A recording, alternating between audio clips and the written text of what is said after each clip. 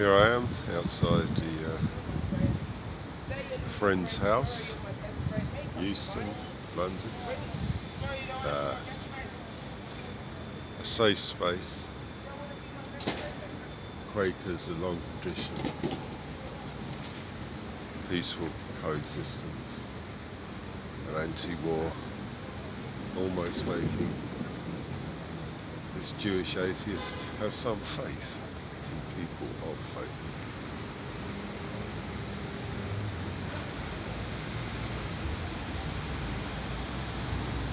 Julian Assange, not in good health, receiving medical treatment in the Belmarsh prison hospital. Looking forward, or not, second week of June, where he has to face the extradition request by US prosecutors working for the Department of Justice under the tutelage of William Pelham Barr, Donald Trump's Attorney General. Well, the judge, as I said, I would do a bit of research, and it turns out it's not District Judge Snow, who I compared to a bus driver flying a Boeing in terms of his knowledge and experience of such cases. They've appointed Senior District Judge Arbuthnot. She's the top dog when it comes to the magistrates and district judges. The most senior, whose responsibilities include special jurisdiction and extradition. So this judge, she has some knowledge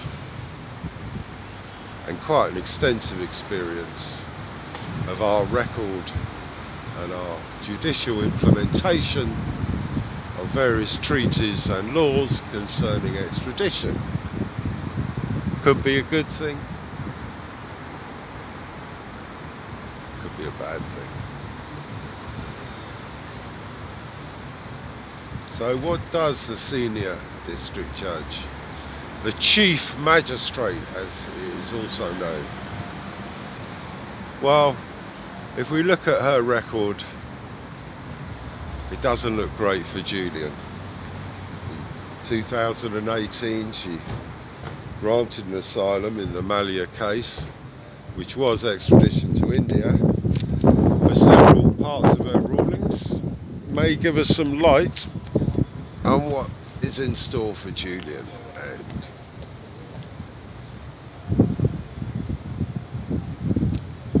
she felt that this defendant or resistor to extradition to India, Malia, was not being prosecuted in India for political reasons, and that the competence and independence of the Indian judiciary was beyond reproach, and that they would not be politically influenced in their judgment over this gentleman.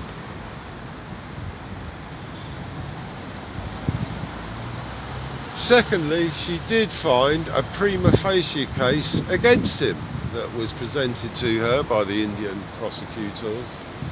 Now, the difference with the treaty of 2003 we have with the USA is they do not have to present prima facie evidence of Julian Assange's alleged offences.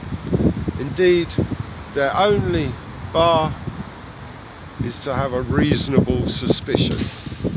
Now, a reasonable suspicion. Let's go into this one. A suspicion in itself can be based on the flimsiest of evidence. A mere whiff, a mere smell that something is wrong could justify a suspicion. So in itself, legally, there's no standard that you can hold to a suspicion. If you have a suspicion, you have it. If you don't, you don't. There's no precedent or case history about whether a suspicion is valid or not. The suspicion can be based on false information. Doesn't matter. It's still a suspicion and has validity as a suspicion. Now, reasonable is a whole nother ballgame, especially in English law. And in English law, there's hundreds, if not many more, common law definitions of what reasonable is, and many definitions in statute of what reasonable is. In the common law, reasonable was deemed to be that which any person on the old-fashioned omnibus would have and make up their mind and think it was reasonable. A test that is reasonable by any average person on the street. Is this reasonable? Well, it's not a great common law definition. There are other statutory definitions of what reasonable can be defined as. But to be honest, in British law, you can make a reasonable case for practically anything.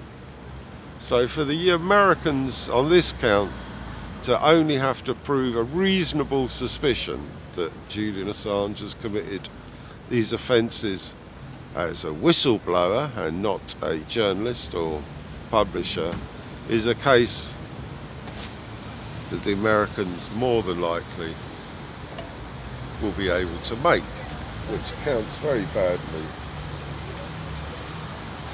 against Julian. Now, this treaty, the extradition treaty in 2003, which I think was only finally signed off by the US in 2007, is very one-sided. We can extradite UK citizens or citizens from anywhere in the world to America on this basis. Now,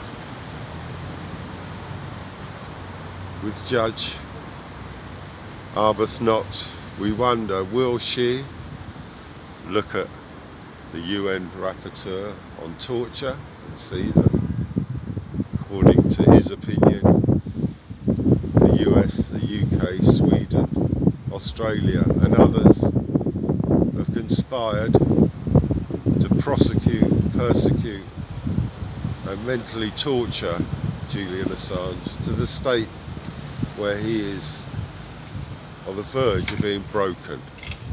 And maybe their thinking is, if we can break the man, then we can maybe release him into some babbling dotage. Although I have a suspicion that Julian's power of recovery, especially in regards to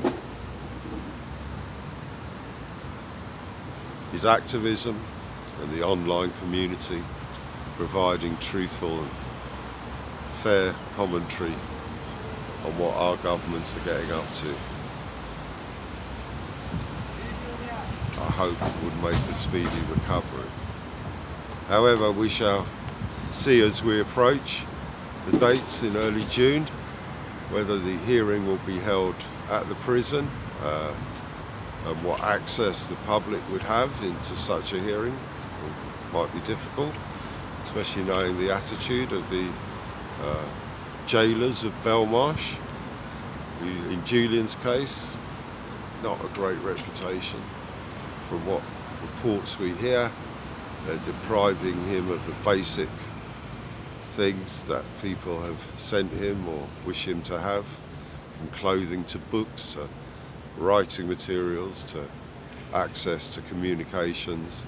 Even when it's communicating with lawyers, they're making it very, very difficult.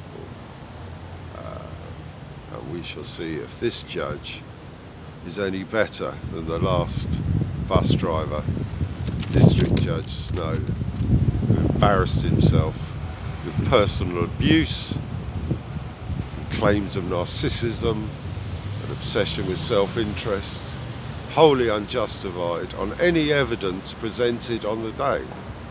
And as has been pointed out, within hours of being dragged out of the Ecuadorian embassy, Julian